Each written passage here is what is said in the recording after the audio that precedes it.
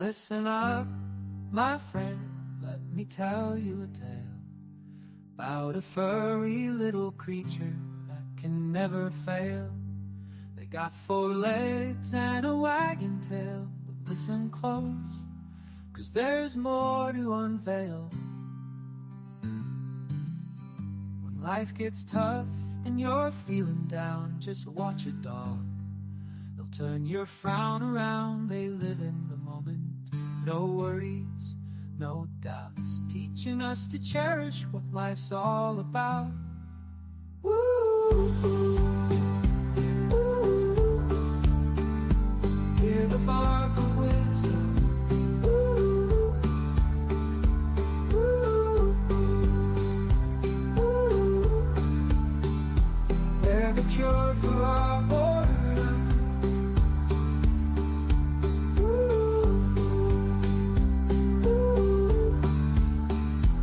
Their paws will find freedom, just like dogs.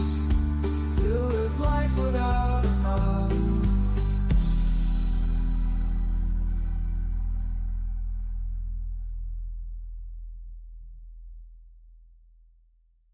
Listen up, my friend, let me tell you a tale about a furry little creature that can never fail.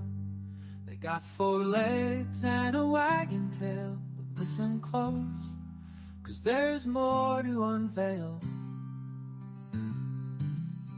When life gets tough and you're feeling down, just watch a dog. They'll turn your frown around, they live in the moment. No worries, no doubts, teaching us to cherish what life's all about. Woo! Hear the bark of wisdom. Woo! Woo! Woo! They're the cure for our boredom. Woo! Woo! Their paws will find freedom, just like dogs. We'll live life without a hug.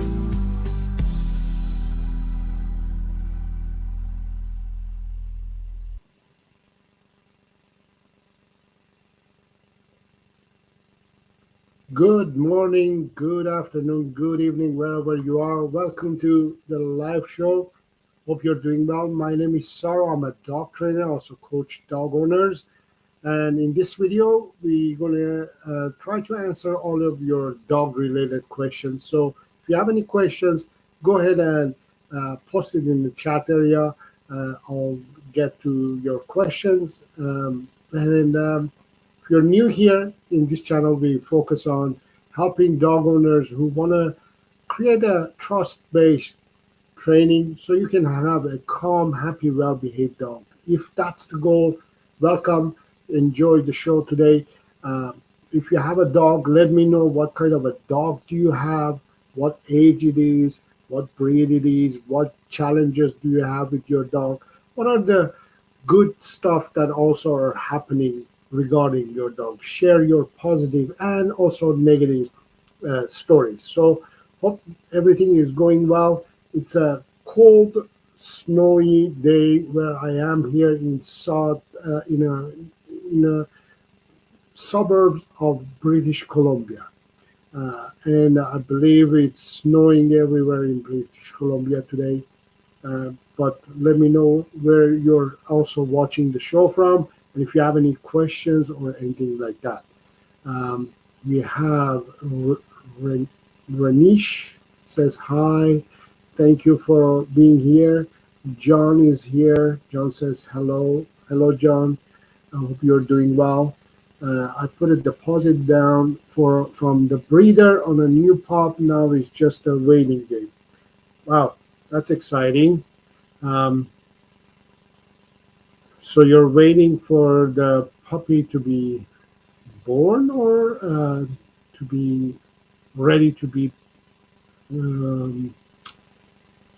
homed. That's a good segue to maybe a topic that I would suggest to talk about. One of the things that I would suggest to dog owners, especially new dog owners, when you're trying to get a new dog, it's always good to, especially when you're getting a puppy, it's always good to inform the dog breeder that you're willing to take the puppy between the ages of, I would say, 9, 10, and 12 weeks old, not earlier than that, and also not later than that. One of the reasons that I suggest to allow the puppy to stay longer than 8 weeks used to be that dog breeders would give the puppy at 8 weeks old, um, and people will pick up at 8 weeks old. I suggest not early as that. The reason for that is it has to do with the development of the puppy. You want the puppy to be interacting and be involved with the mom and the siblings, possibly, and also involved with that environment a little bit longer than just 8 weeks that they have been born with, um, just so they have some basic socialization, some basic mental and physical and emotional needs has been provided and um, given to the puppy, opportunity for the puppy to take in those. Uh, because in a way, when we separate the puppy from the family in a way and bring it to our home, you bring it to your home, uh, in a way, the life for the puppy starts going downhill, uh, to be honest with you. What I mean by that is just imagine a baby is born with his family, um, with mom, parents around, family around, and all of a sudden at a year or 2 years of age or 5 years of age or I don't know, 8 years of age, you separate that baby from the family, fostering and things like that happens. It's a big trauma to that baby, to that kid, in a way. Just imagine the same thing happens with the puppy. They go through a big trauma when they're separated from their siblings and family. That's the downside. They start having that trauma, and it goes downhill. Now there's a pros and cons. Pros and cons is that pros are that dogs have been designed and selected and bred by human for humans. So dogs have that tendency to start building a connection and relationship with humans quickly. So that's a good thing. Um, but the bad thing is, now, John, I'm not pointing you, or I'm not talking directly to you, John, but when humans take over a puppy, rather than the puppy staying with its natural siblings and family members, when humans take over the puppy, most of the time, the humans do not do a good job of raising that puppy properly. There's so many things that we do wrong, and one of the good things, John, with you is that you have the program that you have registered with me, and there's all kinds of support and content and information there that you can tap into and raise your puppy properly. So make sure go back to your lessons and reassess them, and start educating yourself about what you're supposed to do and what you're not supposed to do. Um, Prepare the environment first of all, puppy proof the environment. Um, and the other thing, for example, I would suggest is, like, many puppy owners, when they get the puppy, they start, for instance, I'll point out few mistakes that I think dog puppy owners make is they start right away taking the puppy to the vet, and the vet clinics, they tend to start vaccinating that puppy, which is unnecessary. So, John, you want to avoid over vaccination. Um, I know most vets, they will uh, enforce you to vaccinate your puppy where it's not necessary, and they are doing it mostly because they want to make money. But what I would suggest you to do is avoid the temptation of um, vaccinating your puppy. Instead, educate yourself so you are educated and powerful, empowered yourself to tell the um, vet clinics that you you do what I ask you to do. So you're paying them and they're working for you. So you tell them what to do instead of they reinforcing you what to do. Um, I'm sure you had plenty of experience, good and bad also. Yes, of course.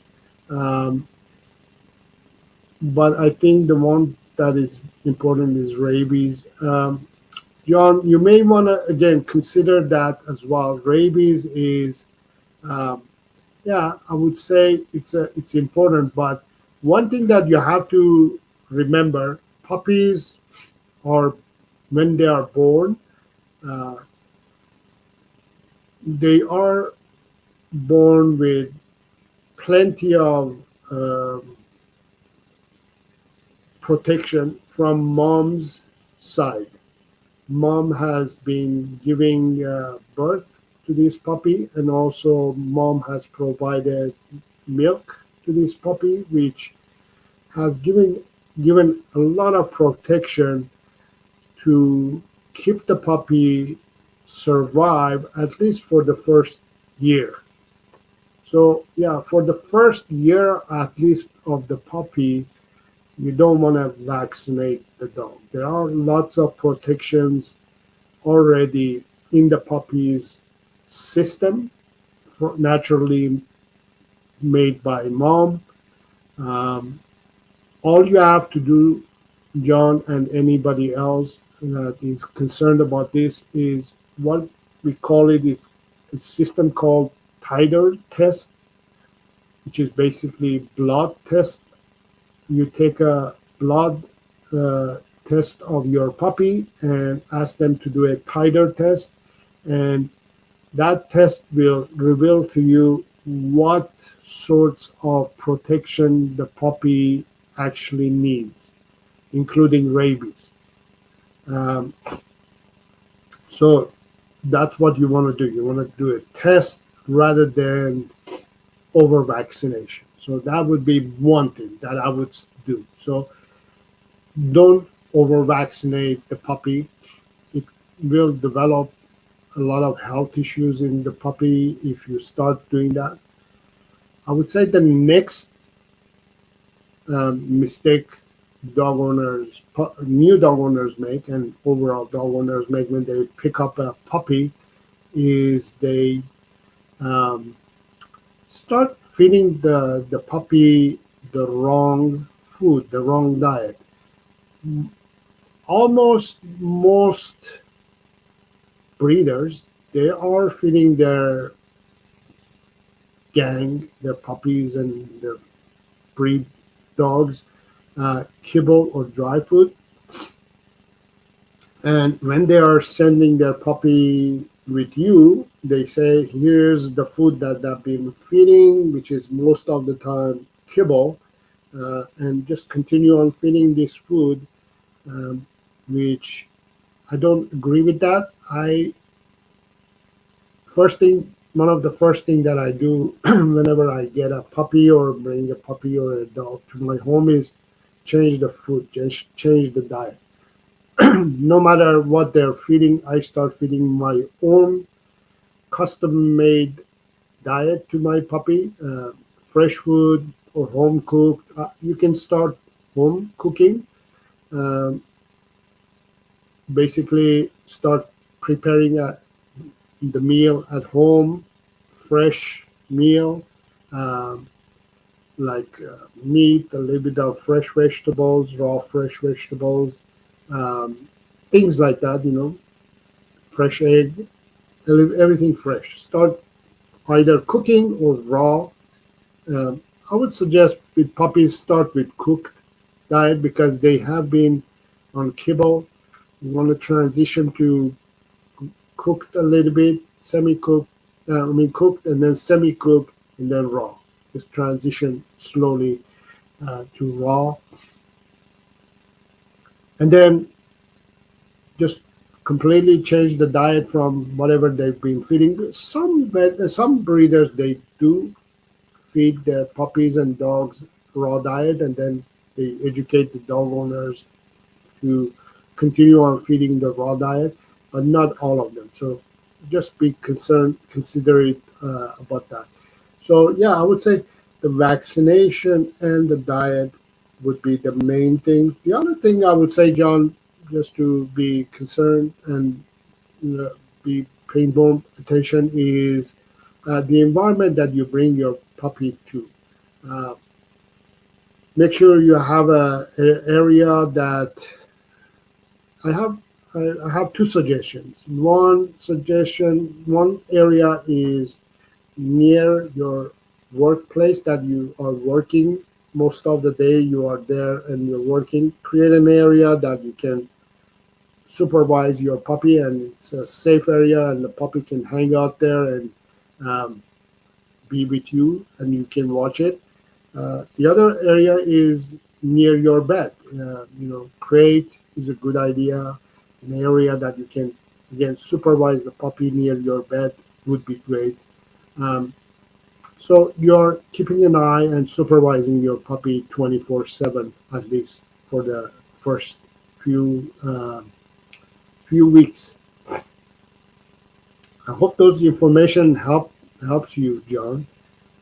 Um, we have a question from Ken Lu. How to teach my dog to play toy? She refuses to any toy. Um, my answer to this question is usually two parts. First is that um, dogs are naturally playful animals. They are.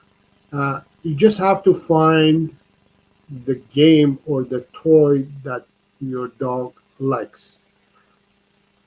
Not all dogs like the same toy. You just have to figure out what toy, first of all, or what game does your dog like and play that game.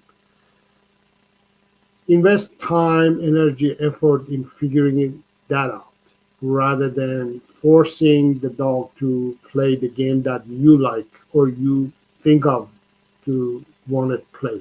You know what I mean? Uh, and the other part is play is something that most dogs will do with the human when they feel very confident and they trust the owner, the human, and they feel comfortable and relaxed around that individual. So if all those happens, then the dog feels a little bit more uh, connected to play, comfortable to play a game or whatever toy you offer. So if you feel that your dog is not, um, if it's refusing, it's not because it says no, I'm not going to play.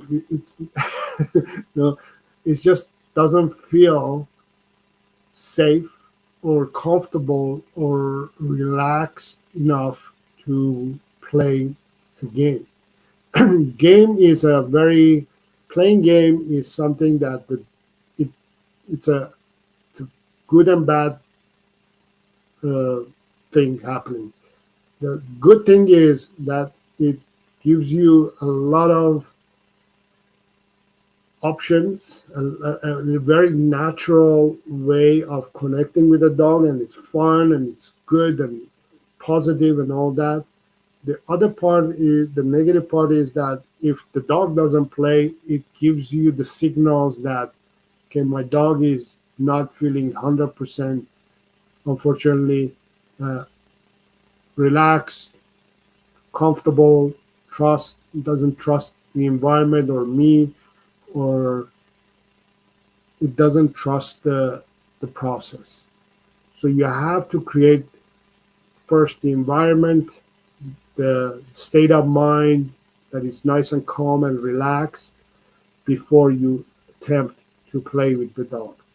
And if the dog is not, if the dog is refusing the toy, that means um, it's not the problem with the toy, it's the problem with the mindset of the dog. And the way you can approach this challenge is start with praise, you know, verbal praise, and then start moving into physical and verbal praise. Comfortable, make your dog to be comfortable and more relaxed and trusting and connected to you, and then start including the game that your dog likes, not the game that you like. You can teach the game that you like eventually once you have a deeper connection with your dog. Yes, I can introduce a new game to, for example, my dogs because I have a good, solid connection with my dogs that we can start adding and implementing new ways of interaction together. But yeah, start from the beginning and then start increasing the challenge. I hope that makes sense. Let me know if you have any follow up question, Ken. Uh, John says, I have got a new puppy playpen. I work from home so I can have her in the living room in the playpen. I got rid of my puppy stuff. Yeah, always keep my puppy stuff because you never know. We always, for example, for us, we always get new puppies. So I always like to recycle those. Be about 6 to 12 months before the puppy is ready. Um,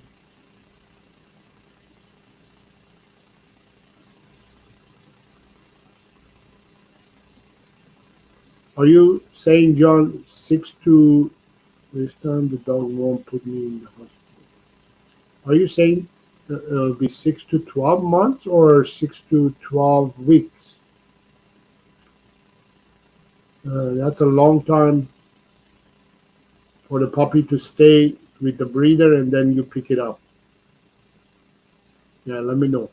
Yeah, I don't suggest you. Yeah,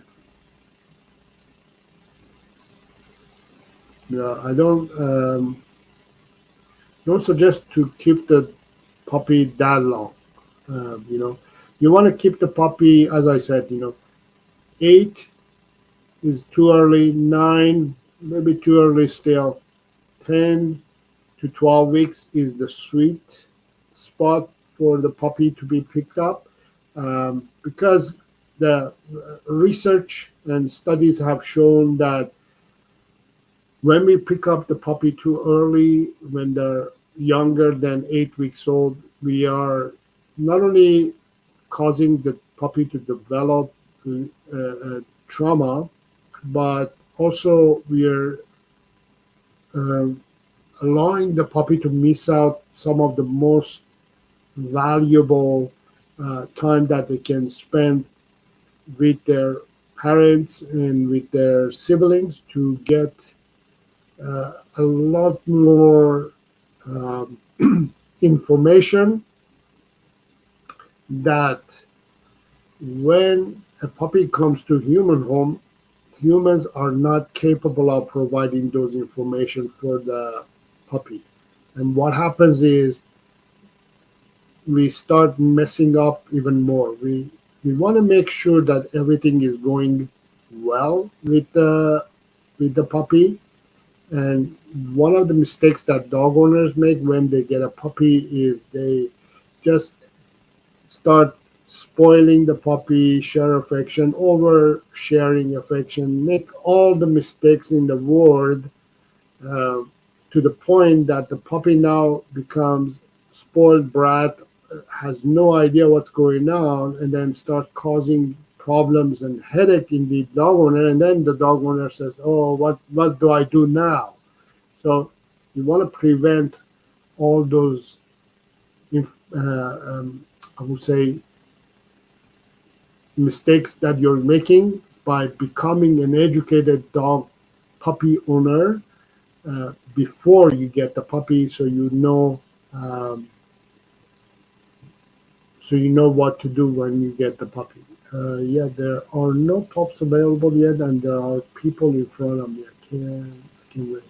Yeah, just make sure that again, John, the puppy is not too old when you're picking up, because then you've lost the opportunity to bond with that puppy as well when it's too late. And it's when too early, you lose the opportunity of allowing the puppy to bond, to learn from its siblings and parents. Uh, Welcome, Jackie. Jackie is in the house. Says Jackie. Question is, I have a three Shih Tzus and one is almost 4 years old. When we are outside, he will come when I call, but when in the house, if I call him, he totally ignores me unless a treat is involved. Any ideas? That's the that's the uh, opposite of most people's problem. Um, I think what has happened there is that you have um, one of the problems with, I would say, training dogs is that it creates that, uh, I would say, brainwashes the dog. It creates that mentality in the dog that when the treat is present, I do this. Um, so your dog has connected that in the house, in order for me to come to you, you have to present the treats. But because I think outdoors, you haven't done that exercise that, you call your dog and your dog comes and you give treats. You haven't probably done often, or you haven't done at all. So your dog has learned this bad behavior, not bad behavior, bad habit, that in the house this is how it's going to be, and outdoors that's how it's going to be. So what you want to do, and that is a problem. One of the biggest problems of dog training in the dog training industry that I am actually, is that people rely heavily on treats and food, and they train their dogs using treats and food, where it backfires most of the time. Either doesn't give them the results that they want, or give them, in your case, it gives the opposite or the negative results that you're expecting. So it's very important not to rely on treats or food when you're training your dog. So I would say, um, when you're in the house, if you want to call your dog to come and you know that your dog is not going to come, don't call it. Because when you call it and the dog doesn't come, it practices and learns not to come. So we don't want to encourage that. Instead, we want to encourage uh, positive results. So first of all, avoid calling your Shih Tzu to come to you. Um, and the other thing is make sure that you practice recall command, for example, in the house using a short leash first for a few weeks, and then after a few weeks you make it longer leash to make sure that your dog comes all the time in the house, and then see if that ideology and the new habit is going to take over the old habit. Very simple, but it's an interesting problem that you have. Thank you for the question, Jackie. Ken Lou is saying, my dog is the same when in the house. If I call her, totally ignores me unless a treat is involved. Yeah, the same thing. So the same answer to your question. Cynthia is in the house. Cynthia is one of the members of the channel. Thank you for being here. Hi, Cynthia. Welcome to the show. I hope you are doing well. Um, John says, once one in is available, I'll be send pictures, videos, family tree, degree, and history of the pop, so I know what I'm getting. I'll be completely educated. Very good, very good, very good to be educated, confident, and know what you're supposed to do. I'll even have a choice with the leader. Very good, very, very good. You're welcome, Jackie. Thank you for the question. Yes. Yeah. Is there any other questions? Let me know if you have any other questions. Uh, any questions are welcome before we end the show. I hope you are enjoying content like this, and you're enjoying to be chatting freely like this and hanging out. Just some new updates about the channel and the content. I'm rebranding, not rebranding in a way, but imagining the content that I'm going to be providing for you in near future. I'm researching and I'm studying and I'm uh, doing a little bit of um, renewing the content that I'm providing in the channel. Hopefully, you're gonna like them when they're out and ready. At the moment, I'm in a situation that I can't film, make videos due to the weather. Outside is, I think, what is it, -6. It's snowing. It's cold. It's horrible to be out there, and I don't want to be out there with my dogs filming a video. It's not the ideal set to film videos. Um, Angie, I don't see your question. Can you write your question one more time? Uh, I see this, but I don't see your question.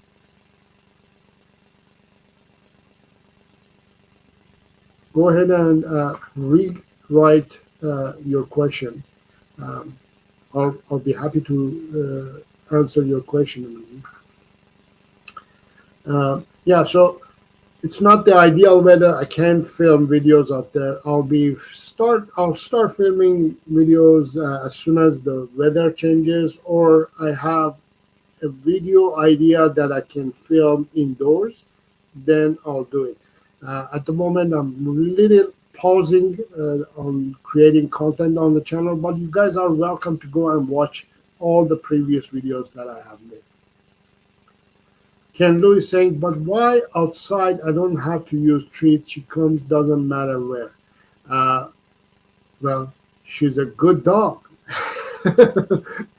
No, uh, She's a good dog and she comes to you no matter what happens. The reason, again, she's coming to you because she has learned the habit that I can, I have to go to mom no matter what. Uh, but indoors has learned that in order for me to go to mom, I have, I have a barrier between me and mom, which is the treat. Uh, but outside, you haven't used treats, so your dog has learned that she has to go to mom no matter what. So try to use the same energy, the same voice, the same tone, the same format, maybe when you're indoors, and see if it's going to work. If it's going to uh, create that results that you want. You know, I know it's a weird thing. It's the opposite of most what most people want. They want their dog to listen outside and come whenever they want, but they don't care about indoors. Uh, Yours is opposite. But inside the house, she won't come. Yeah, it's weird. Cynthia says, "Hi, Sarah. I have a problem. I have my dog in a nice room, no crate, uh, nice CC through gate, open doors so he can see in the bedroom TV and the hallway steps, but the wrong button. When you take him out of his room by leash, be too excited."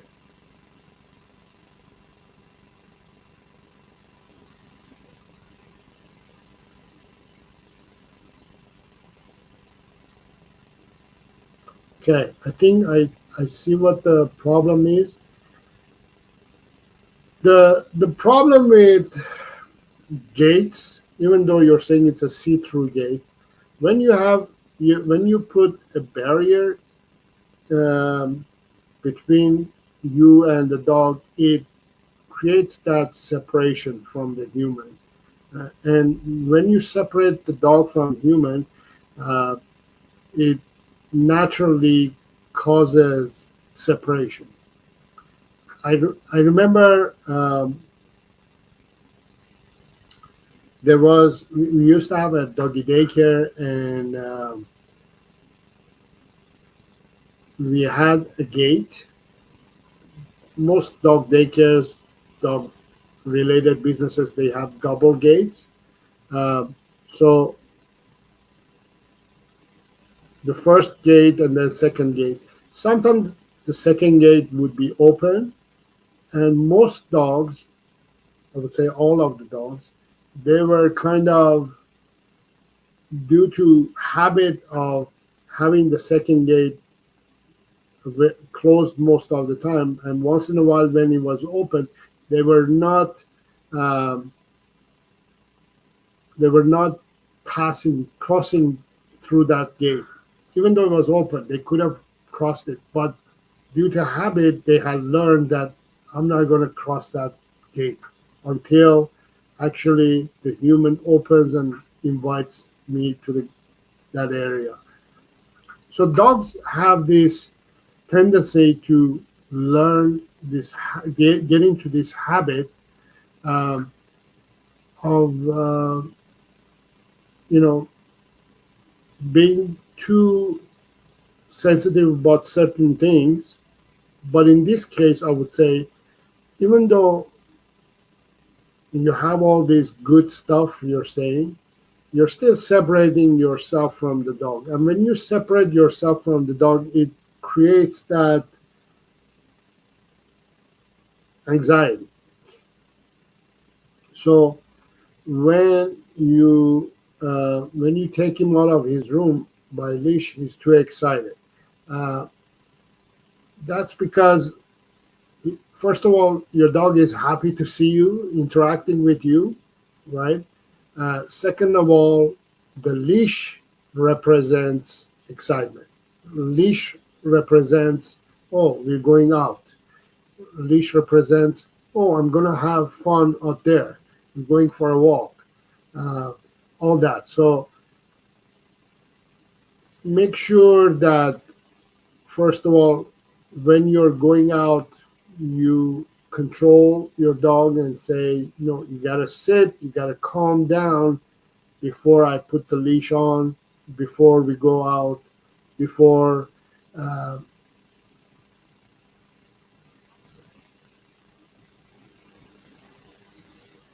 and make sure that your dog is nice and calm. So your dog learns, oh, leash, yes, I know it represents walk and happiness and good stuff, but I have to be calm in order for the walk to happen. So invest more time on calming your dog before going for a walk rather than uh, separating your dog. So let's say if you're going to go out at 9 o'clock, quarter to nine, you bring it out, invest some time this week to calm the dog down, um, and make sure that it's calm. And then when it's calm, you put the leash on and then you go for a walk. And then hopefully next week, it will be 10 minutes before you have to take it out before it calms down. And maybe third week, 5 minutes before, and fourth week, the new habit has been um, inputted in your dog and you don't have to go through this anymore. I hope it makes sense, Cynthia. Kathy says, I'm very afraid to let my Cavalier off leash for a minute because of her prey drive. If she sees something to chase, she will not come. Yeah, the problem with dogs who have a high prey drive is that we don't tap into their prey drive situation and their prey drive um, emotions and feelings and habits, and we just take the dog out for a walk and expect the dog to perform normal and natural. Normal, whereas they're performing and behaving naturally. That's what they have been bred for. They have been bred to prey and hunt for the prey. So instead of capping that drive and saying, no, you can't do it, I suggest to make sure that your dog gets exercise exercises that improve and enhances the prey drive when it's not on the walk. So you have to do exercises and trainings that are prey driven exercises to bring that stimulation down and give you an opportunity to control and manage the dog. And then once you accomplish that control and uh, are able to manage and control your dog naturally and normal easily, then you you bring that dog to let's say the park or wherever, and then start off leashing the dog and expect to get results. You know what I mean? You can't just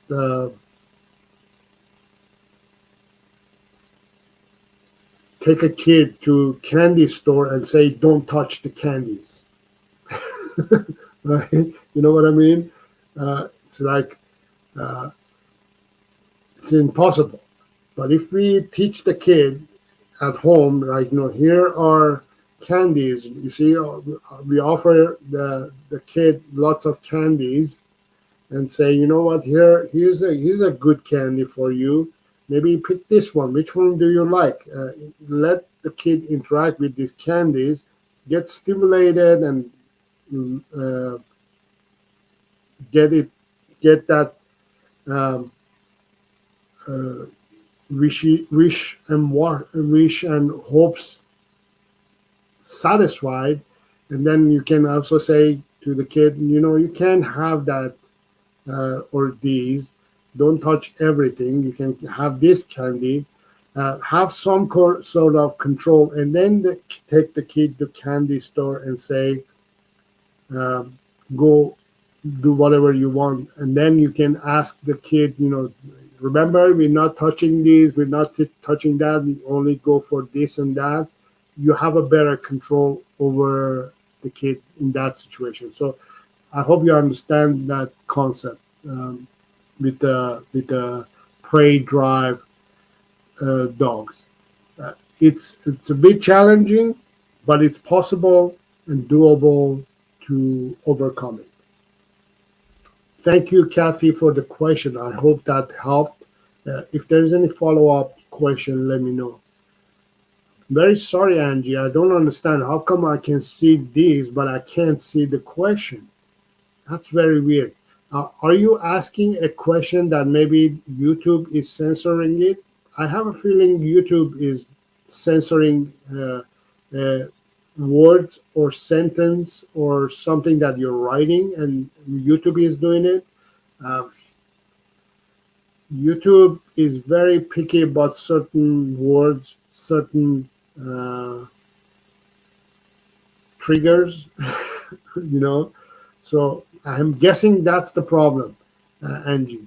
Maybe reword it. You don't have to write the same question. Maybe reword it in a way that I can understand it without using the same words. I guess. Cynthia says, should I leave him out more? We do trust him and he does not bother anything while we are away, but he jumps on me when I come through the door. Yeah, that I would say, you can do two things. One, you don't have to separate him. If he's a good boy, don't do it. You don't have to separate him. Uh, but you can take advantage of this situation and opportunities that he jumps and does that.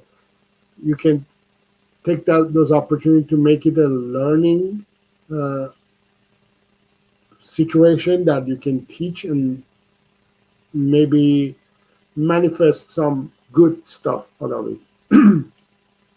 I call these situations controlled training, controlled distractions.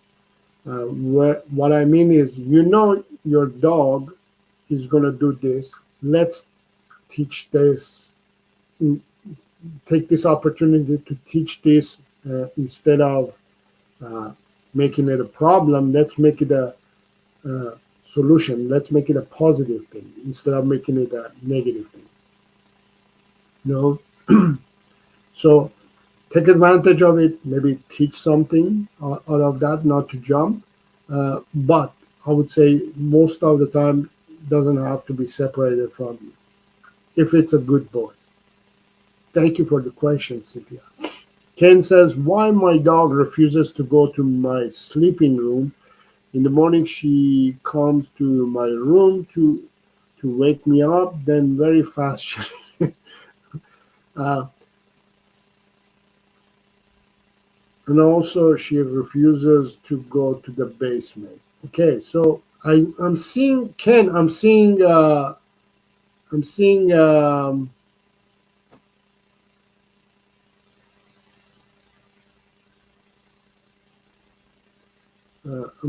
Hold on. Let me see. Where was it? Yeah. So I'm seeing all these things. So refuses to play with the toy. Doesn't come in the house when you call it. Refuses to go to the basement. Uh, and refuses to come to your sleeping room. So I have a feeling. that your dog has a trust issue. Uh, um, what I mean by that, something or someone is scaring your dog, and your dog doesn't trust you or the environment, and it's scared of certain things, scared of certain environments, scared of certain people. I don't know the backstory. Is this a rescue dog? Did you have it all the time?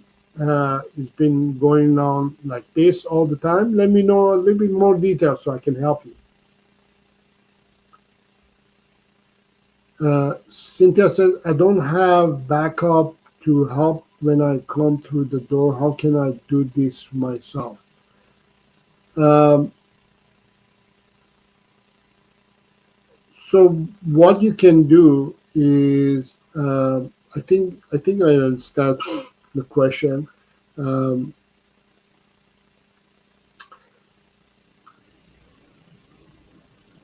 Always think of it that okay, we know that he's gonna do this, right? We know that he's gonna jump. So start implementing some um, verbal cues so he can connect the correction with the verbal cues, so you can manage and control it with verbally rather than physically. Most dog owners, they rely on physical control and correction of the dog, where you want to mainly focus on verbal correction rather than physical correction. So what I mean by that is the way I teach and the way I go through this process is I start teaching correction, like, don't do this, physically and verbally in the beginning. I combine both physical correction and verbal correction. And when I'm saying physical correction, I don't mean physically abuse the dog or get physical with the dog. No, I use uh, leash pressure. I use redirection. I use distractions to redirect the brain. So physical correction and verbal correction. And then once my dog gets a little bit good with that, I remove the physical correction and I just start working on verbal correction only. And then once my dog is better and better, then I remove physical correction, verbal correction as well, and I just stick to one simple word, which is no. I just say no, and my dog stops whatever it's doing. So it's a process that you have to go through. It will take few weeks for the dog to learn, but it's doable. So try to be more verbal rather than physical. So physically, you need backup and you need help to deal with the dog. Uh, but when you just rely on verbal, you don't have to be very you don't have to be strong as strong as the dog. You can be small little lady dealing with a massive big breed dog. I hope that helps. You're welcome. Kathy says, thanks. I think I understand, but clueless as to what I could use to allow her to get stimulus for her prey drive and then control it on command. Ah, that's a good question. Let me see if I can come up with some ideas.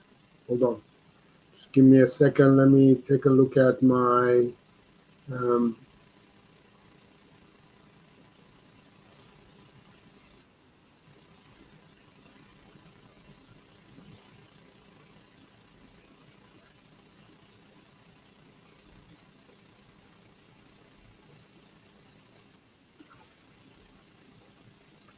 Um,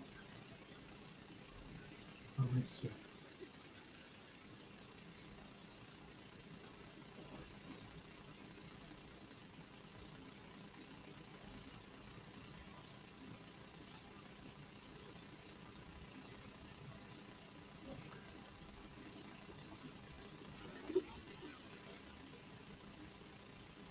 Okay, let me share this. Uh, let me share this. So exercises like this is good. Um, let me remove this. It's a video about how do I exercise my dog to be exhausted in short time. So I want to show you how I would do it, how you get your dog exhausted in few minutes. I'm going to try to exhaust my dog within 5 minutes, under 5 minutes. I use play and praise to exercise my dog. So here we go. So one of the first things. Can you hear the voice? Can you hear the sound of the video? I hope you can hear. Let me put it. Yep. That I do, I start with stimulating my dog's brain. So I ask her to sit and stay, and then I play with her the game that she likes. You can play this game in your living room. You can play this game in your backyard, wherever it is, uh, as long as you have some form of control over your dog. I'll give you some more in-depth details after we play for a few minutes. Just a side note, when I'm talking about what this has to do with prey drive exercise. So, first of all, think of that ball that Annie is playing with. Think of it as it's a rabbit. It could be a fox. It could be a squirrel. It could be neighbor's cat. It could be a mouse. It could be a toy. Whatever it is, that ball represents the prey that your dog is driven to. So if I can't control the ball, how am I supposed to control the real prey that is out there? Have that in mind as you're watching this lesson. So basically, I focus on providing more mental than physical stimulation. There is a mix of both physical and mental stimulation here. This is the mental stimulation that the dog waits for the action. So the longer you make it to wait or stay, the more mental stimulation it gets. It's not that you want your dog to run the whole time. You want your dog to be stimulated both physically and mentally. 70. So do you see here I am able to control my dog's prey drive because I'm able to control my dog mentally. The prey is right in front of her, and she can see it, she can smell it, she can sense it, she knows it's there, but is not able or is not allowed to interact with that toy or uh, go after it or anything like that. So what it does, it it gives me ability to control my dog when I'm dealing with a real scenario, real animals that my dog is prey driven to.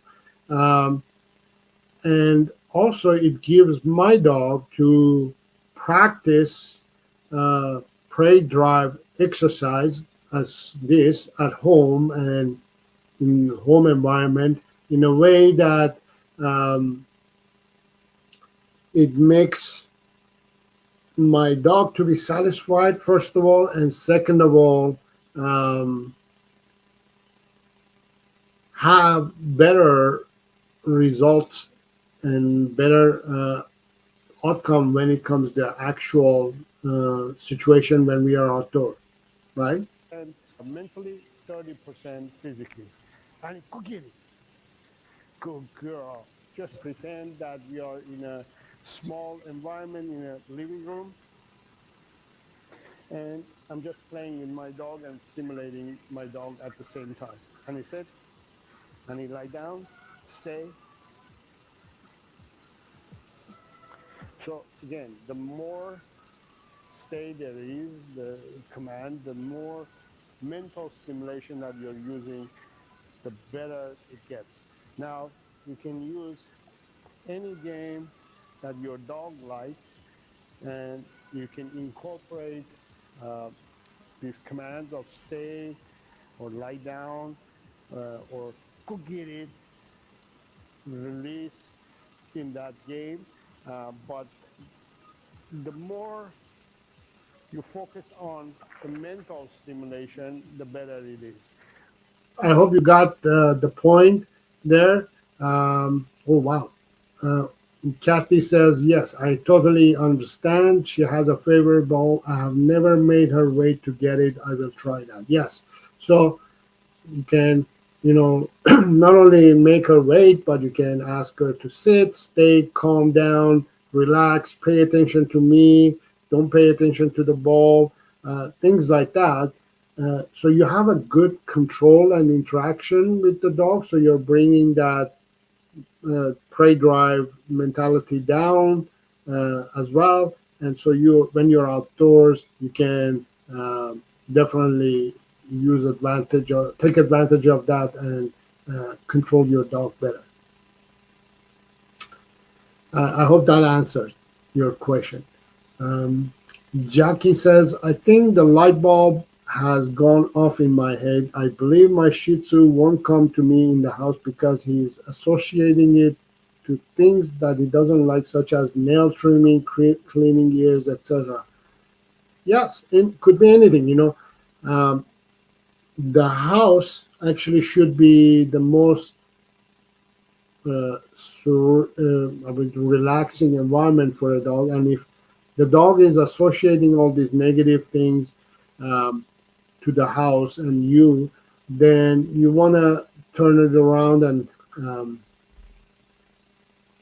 make it a positive situation. And I think that's a good thing. Your light bulb went on and you got the point. And that's the idea. Yeah. For you to understand what is the problem. John says, I have been spending time with the breeder, preparing her with many questions. I'm really learning a lot about the different types of beagles and colors and coats.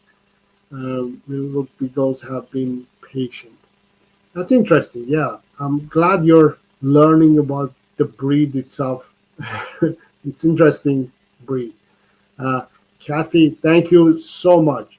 You make a big and easy difference on how I train my dog. I'm learning that being consistent is key, which I'm not sometimes. Thank you so much. You are very welcome. Thank you for the gift as well. The super chat. I appreciate that. I really enjoy these conversations. I really enjoy helping you and everybody.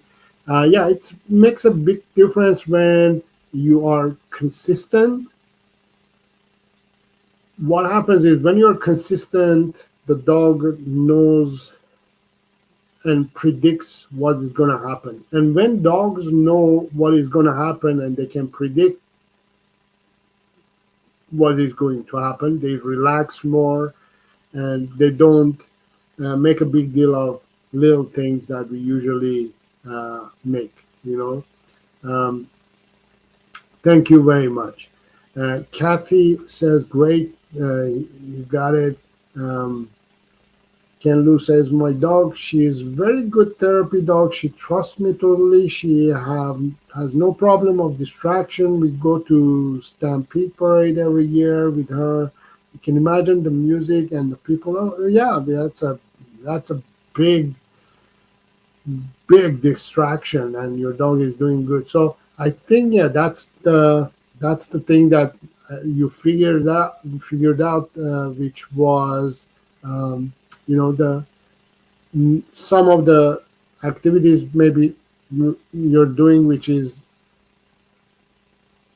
she's associating with negative, uh, I would say, negative experiences, right? So maybe the nail trimming and ear cleaning, you can be a little bit more positive, create more positivity with that. Um, Make it a positive experience for your dog so your dog can associate more with those activities related to other activities. Maybe approach the nail trimming and ear cleaning and things like that the same way you approach other stuff. Maybe when you're trimming the nails, you're anxious yourself, or you're a little bit aversive, maybe, or a little bit assertive, and she doesn't like that, and therefore she associates you with that situation. You know what I mean? So yeah, I'm glad that you had your light bulb moment and um, enjoy and figured it out. I hope so. And Cynthia, thank you so much once again for the super chat. You're very kind and you're very uh, um, supportive of the channel and the content that I provide. All right, I think I answered all the questions. We had problem with Angie's. Yeah, that's a weird situation that your question couldn't wouldn't show up, but this shows up. Um, if Angie, you're still watching, and if it's possible, maybe ask the question in the comments area rather than chat area. Let's see if that's going to work. So yeah, I'm I am working on new content format that I'm going to be starting to release soon. I'm not sure when it's going to happen. Definitely has to do with weather as well. I have to wait until the weather is changes a little bit, and then I start filming some new videos. I have some new ideas and information that I want to share with you as well. So I'm very excited about that. Um, and yeah, just if you have any questions, if any questions that I didn't get to answer today, or you have any questions that comes up after watching this video, go ahead and ask them in the comments area. If you haven't subscribed to the channel, make sure to subscribe to the channel. There's a button probably right there. Yeah, I'm pointing, yeah, that there. Uh, Go ahead and click on subscribe to the channel. Make sure to share this channel with other dog lovers like you as well. Uh, if you like the content like this, please go ahead and watch my other videos on my channel and see if you enjoyed them as well. Thank you very much all for being here. I really appreciate you spending the time with me. I'll see you soon, and take care and have fun with your dog. And until next time, have fun with your dog, and I'll see you soon. Take care. Bye-bye.